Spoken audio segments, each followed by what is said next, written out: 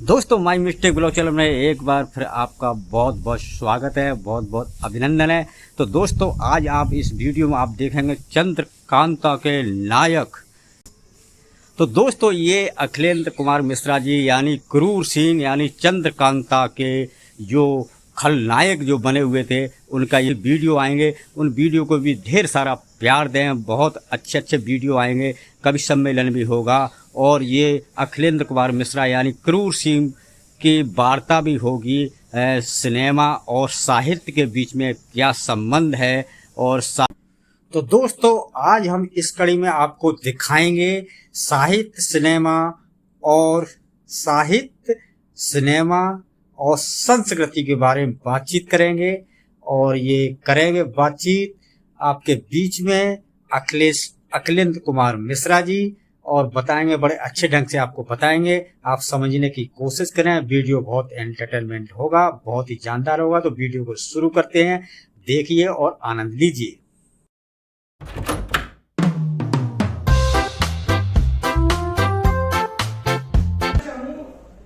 तो विश्लेषण और उपमान कम पड़ जाते हैं। मैं आपसे कहूं कि चंद्रकांता के क्रूर सिंह हैं।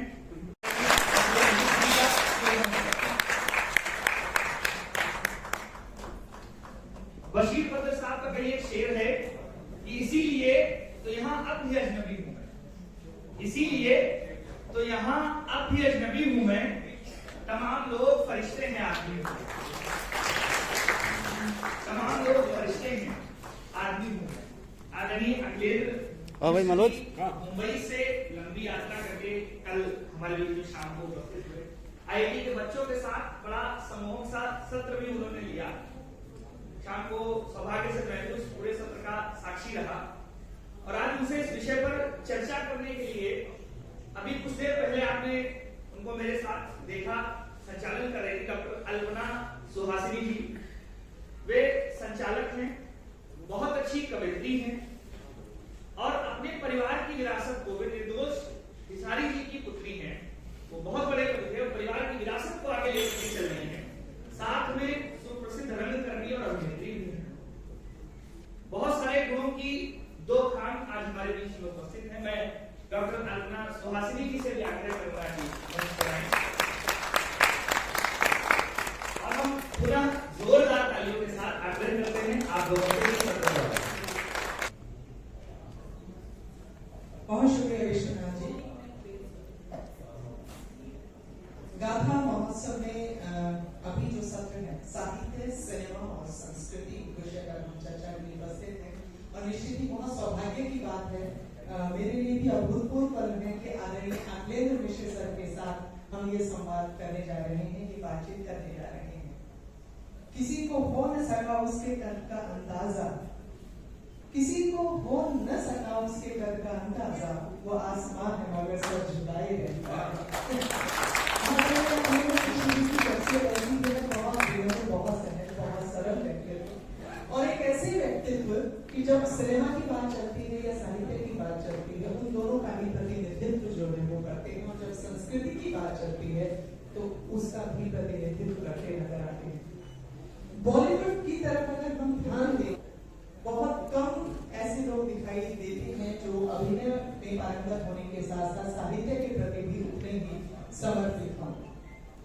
आदरणीय अखिलेंद्र मिश्र जी जो हैं ऐसे ही बिरला व्यक्तित्व हैं, ऐसे ही अद्भुत शख्सियत हैं जो साहित्य और सिनेमा और संस्कृति सभी से संबद्ध हैं और तीनों चीजों में, तीनों स्थानों पर जो है दक्षता के साथ जो है निर्वाह। उनकी पुस्तक अखिलामृतम पिछले दिनों बहुत चर्चा में रही और उसकी इतनी बिक्री हुई पुस्तक की, उसे इतना हाथों हाथ लिया गया। वो एक ऐसी पुस्तक है जिसमें लगभग हर विषय को छुआ गया है, प्रेम से लेकर के, दर्शन से लेकर के, और जो आम व्यक्ति की जद्दोजहद होती है उन सभी पर उसमें बात रखी गई है। तो साहित्य सिनेमा और संस्कृति की जब हम बात करते हैं आगे, तो सर्वप्रथम मैं आपसे जानना चाहूंगी कि आपकी नजर में क्या आप स्वीकारते हैं कि वास्तव में ही साहित्य और सिनेमा एक दूसरे के पूरक हैं? क्योंकि कहा भी जाता है, जैसे साहित्य क्षेत्र में कहा जाता है कि केवल मनोरंजन में कवि का कर्म होना चाहिए, उसमें उचित उद्देश्य का भी मर्म होना चाहिए।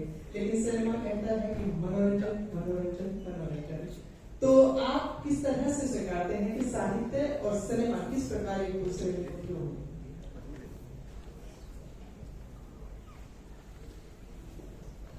प्रणाम करता हूँ सबको।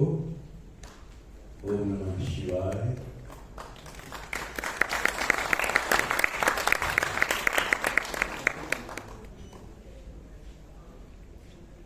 ये प्रश्न आपने किया, इसमें बड़ा अच्छा उत्तर दिया है मुंशी प्रेमचंद जी ने।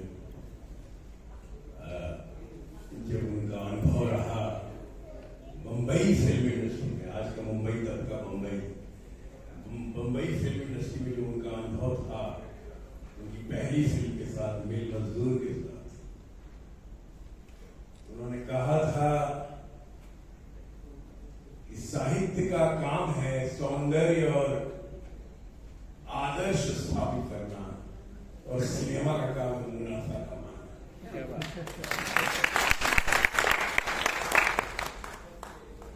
और तब उन्होंने 1934 में ये बात कही थी,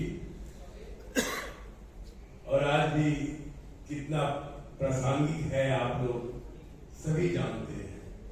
इसमें कुछ भी रेखांकित करने की आवश्यकता नहीं है, क्योंकि आज हमारी नई पीढ़ी हो, पुरानी पीढ़ी हो, हमारे आगे की पीढ़ी हो या पीछे की पीढ़ी हो, सभी जानते हैं इस विषय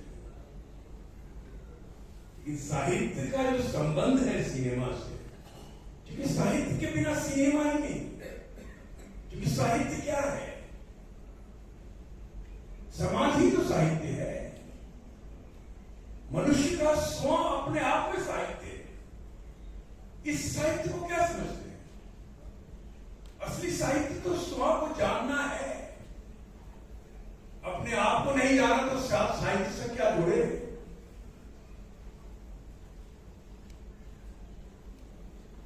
लेकिन पढ़ने की आदत होनी चाहिए। पढ़ने की आदत कट गई, इसलिए सिनेमा का यह अक्ष हो गया।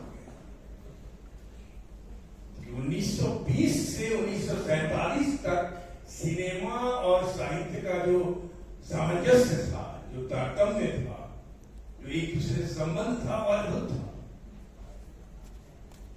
मतलब मुख्य सिनेमा में भी, जब मुख्य फिल्में बनती थी, तब भी रविन्द्रनाथ ठाकुर की कई कहानियों पे फिल्में बन गई थी।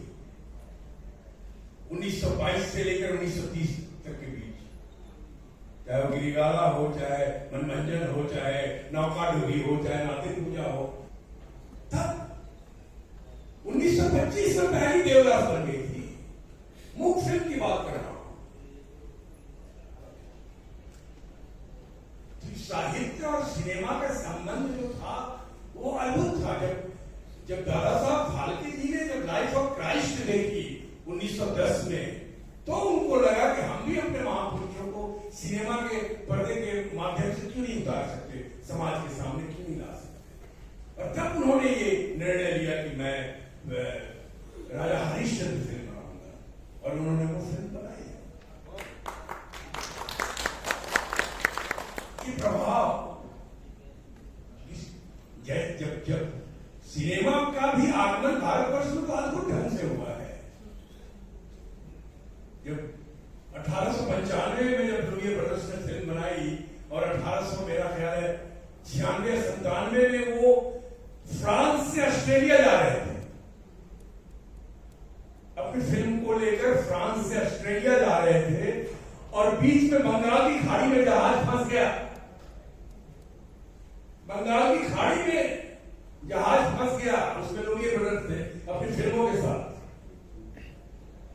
जब समय लगना था जहाज को ठीक होने में, उस फंसे हुए संदर्भ से निकलने में, उस परिस्थिति से, तो वो मुंबई आके दोनों है, और वैक्सन होटल में उसका स्क्रीनिंग किया फिल्मों का। वही दादा साहब फाल्के ने वो फिल्म देखी थी। तब उनको लगा कि ये जो है सिनेमा, ये हम क्यों नहीं, हमारे यहां क्यों नहीं। जो आज नरेंद्र मोदी जी कहते हैं ना कि जब मैं देख के आया था अमेरिका, जब मैं देख के आया था वो फ्लाईओवर, मैं देख के आया था वो सड़कें, तो मैं सोचता था हमारे यहाँ क्यों नहीं, हमारे यहाँ क्यों नहीं। ये तब उन्होंने। तो दोस्तों आपने देखा अखिलेंद्र जी ने आपको किस तरह से आपको बताया सिनेमा साहित्य और संस्कृति के बारे में, सिनेमा कैसे आया, दादा साहब फाल्के ने कैसे क्यों पिक्चर बनाई, कैसे बनाई, अपने महापुरुषों के बारे में बताया उन्होंने, किस माध्यम से यानी पिक्चर के माध्यम से पहली फिल्म बनाई थी राजा हरिश्चंद्र। तो इस तरह से ये सिनेमा भारत में आया और ये देन थी दादा साहब फाल्के जी की। तो ये वीडियो आपको कैसा लगा? अगर वीडियो अच्छा लगा तो वीडियो को शेयर, लाइक एंड कमेंट जरूर करें। ऐसे ही ये पार्ट 1 था, अब पार्ट 2 इसका वीडियो और आएगा, फिर पार्ट 3 आएगा, पार्ट 4 भी आएगा इसका, क्योंकि वार्ता काफ़ी लंबी है। तो फिर मिलते हैं एक अगले वीडियो में। नमस्कार, जय हिंद, जय भारत।